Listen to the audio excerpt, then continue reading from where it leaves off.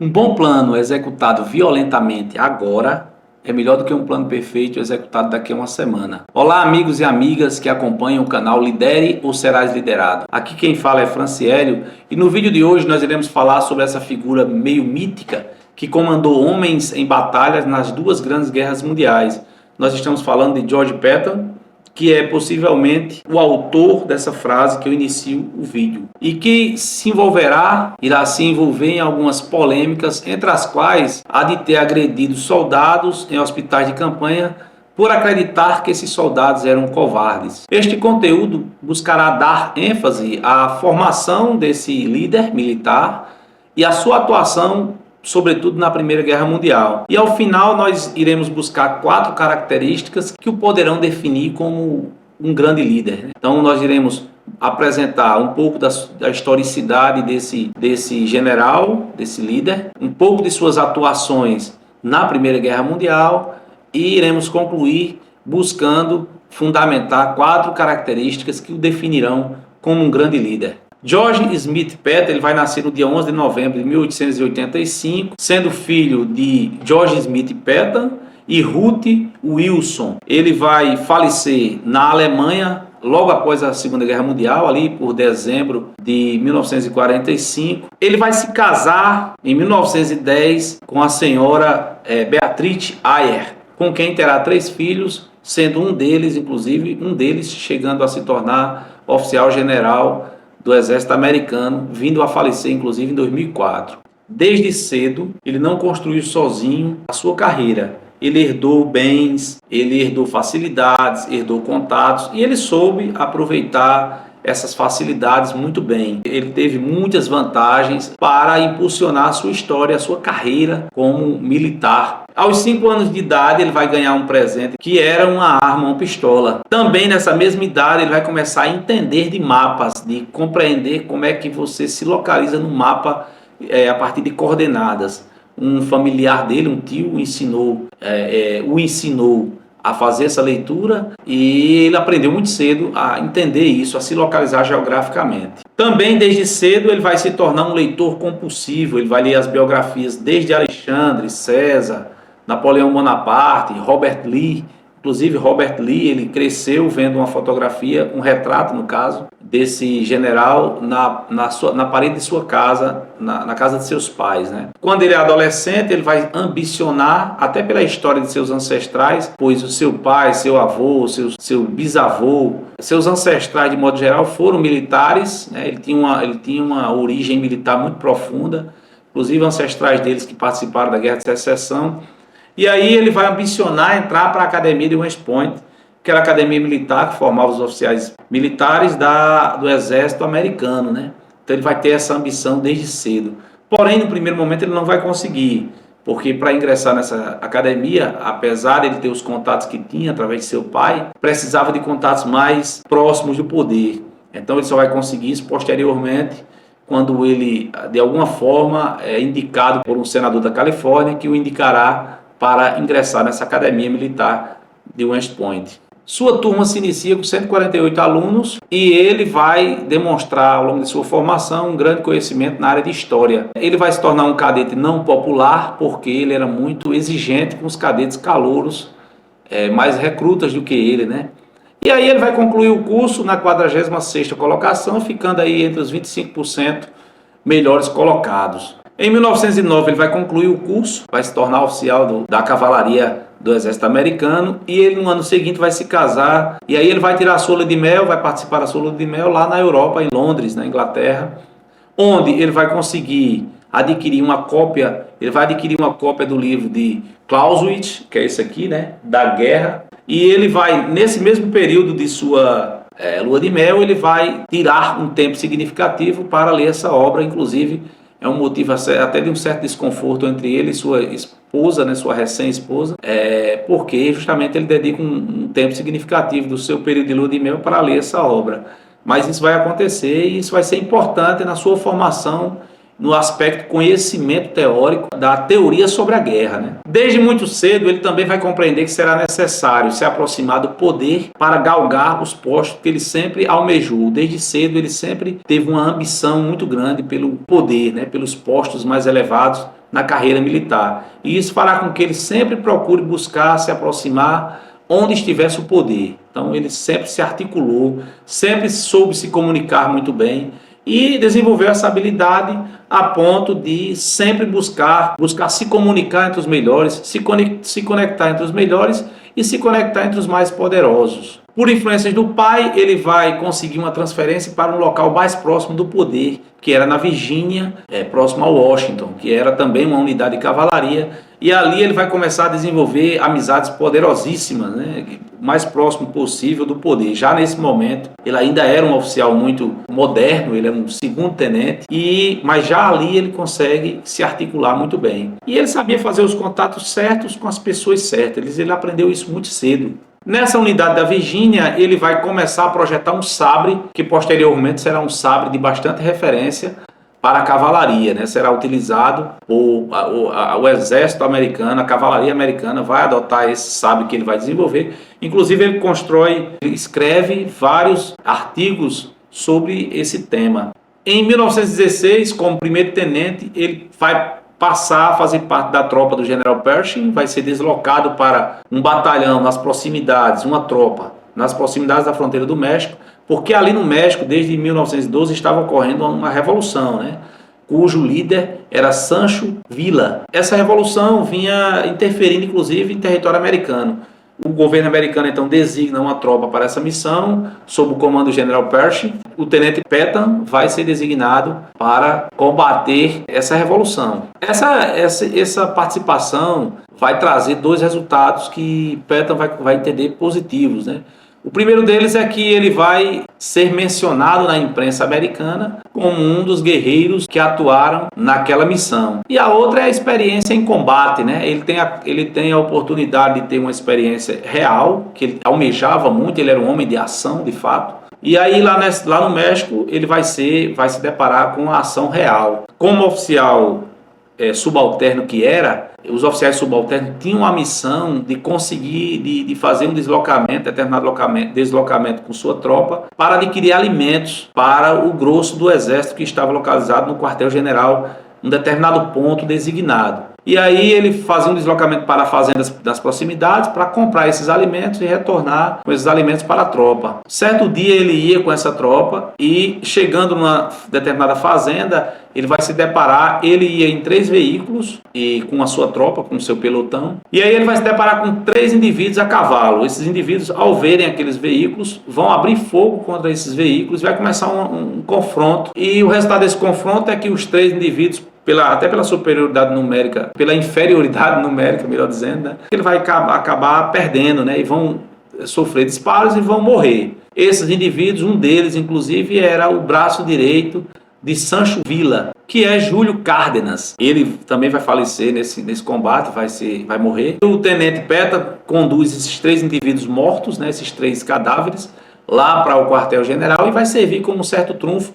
E já vai ser um feito, né, para ele. A primeira ação real que ele enfrenta ao longo no período de sua carreira, depois de sua formação, houve êxito, né, na visão dele. Terminada essa missão, que foi um fracasso, inclusive, lá no México, ele volta para os Estados Unidos e é designado, através de sua própria articulação, ele buscou de todas as formas se articular para ser designado para a Europa, ele queria ir para a guerra, e ele consegue. Também na expedição do general Pershing. O general Pershing inclusive, estava nesse momento flertando com a irmã do tenente Petham. Então talvez essa também tenha sido um dos caminhos para se aproximar do general e conseguir ser designado para a missão na França. E aí na França ele vai conhecer o tanque. Esse conceito novo de carro de combate, né, de blindado, que ele não conhecia. E na França ele vai se deparar com isso aí, vai visitar a fábrica da Renault, que está construindo o tanque, e a sua ousadia é tão imensa, e também a sua curiosidade e até um certo conhecimento, que ele vai sugerir algumas mudanças técnicas naquele veículo, e inclusive vai ser acatada algumas das suas sugestões vão ser acatadas. Nesse período da Primeira Guerra Mundial, ele vai conseguir, por feitos extraordinários, galgar postos muito rapidamente. Veja, ele é promovido a capitão e de imediato vai ser promovido a major, tenente-coronel e coronel muito rapidamente, dentro de um período de 1 ano aproximadamente. A ação que vai promover ele a coronel, por exemplo, é uma ação bastante meritória de fato, porque ele está comandando uma tropa de tanques e ele vai enfrentar um combate, participar de uma operação, e nessa operação ele vai avançar sob fogo pesado da artilharia alemã, mas ele vai avançar. Inclusive, parte do exército americano acaba por recuar, mas ele continua. Continua a tal ponto em que só sobra praticamente ele e um soldado, e aí ele vai ser atingido, e aí vai ser removido do terreno. Sendo removido do terreno, vai para o hospital, e no hospital ele recebe a promoção de oficial do posto de coronel. Então foi em razão desse feito, da sua coragem em avançar no terreno, mesmo sob fogo extremo, e mesmo parte da tropa tendo recuado, ele permaneceu à frente, né? Ele inclusive já tinha quebrado esse conceito doutrinário da época, de que os oficiais superiores eles não combatiam à frente dos batalhões, e sim a retaguarda dos batalhões. Ele inverteu isso contra ordens doutrinárias, e combatia à frente da tropa. Então finaliza a guerra, a Primeira Guerra Mundial, ele conseguiu êxito, né? De fato ele conseguiu êxitos extraordinários, o maior deles foi esse mencionado, em que ele é promovido a coronel, e aí ele vai retornar aos Estados Unidos. Retornando aos Estados Unidos, ele vai perder os postos que ele tinha no exército, temporários. Esses postos eram postos de oficiais em tempo de guerra. Então ele, quando retorna para os Estados Unidos, voltará para o tempo de paz, e então ele será despromovido e voltará ao posto inicial. Ele ingressou, na verdade, como capitão. Então, como ele ingressou como capitão, ele conseguiu permanecer no posto de major, no período já pós-guerra. E aí aqui nós chegamos a algumas avaliações que vão nos conduzir a analisar algumas características desse general que descrevemos rapidamente. Nós vamos tentar encontrar aqui pelo menos 4 características que o possam definir como um líder, um grande líder militar. Mas antes disso, né, antes de falarmos dessas características, é importante que falemos sobre alguns pontos importantes que é pouco referido na história desse general, que são o seguinte: ele foi um dos primeiros oficiais a reconhecer o uso do tanque como uma força independente. Ele era visionário, né? Ele tinha uma visão além do seu tempo, porque ele conseguia perceber num universo de vários oficiais que não concordavam com essa visão, não se entusiasmaram no primeiro momento por essa máquina que estava em desenvolvimento, mas ele já tinha essa percepção, como se verá depois na Segunda Guerra Mundial, que realmente os tanques de guerra, né, os blindados, serão um instrumento, serão um corpo de combate fundamental. Inclusive foi fundamental para que o exército alemão, por exemplo, conseguisse praticamente dominar toda a Europa. Nos anos de 1920 ele vai fazer contato, ele vai conhecer o capitão, então capitão Eisenhower. Inclusive Eisenhower também era um entusiasta desse carro de combate, desse blindado que estava sendo desenvolvido, e que foi já importante ainda na Primeira Guerra Mundial, ali no finalzinho da Primeira Guerra Mundial, ele já foi muito importante, conforme mencionamos essa própria batalha que Patton participou, né? Um outro fato importante sobre o general Patton é que em 1937, ele ainda tenente-coronel, ele vai escrever um artigo em que nesse artigo ele vai defender a possibilidade imensa de Pearl Harbor ser atacado, o que de fato vai ocorrer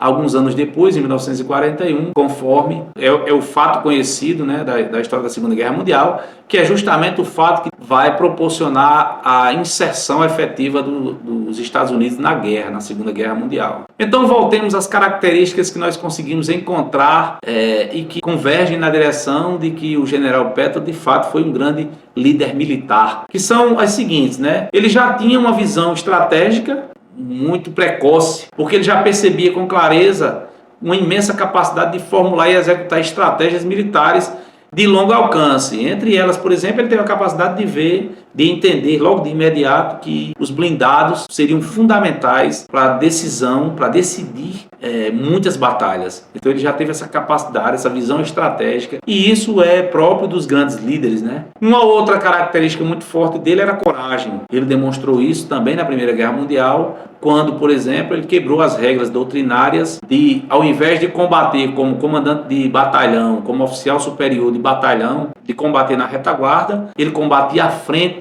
junto com a tropa de linha de frente. Então isso é uma demonstração, uma característica muito forte dos grandes líderes, né? Outra grande característica é a inovação. Então ele tinha a percepção clara de que era preciso ter uma mente aberta para entender que muitas coisas poderiam ser modificadas, ser aperfeiçoadas e ser até inovadas. Ele tinha uma visão inovadora incrível.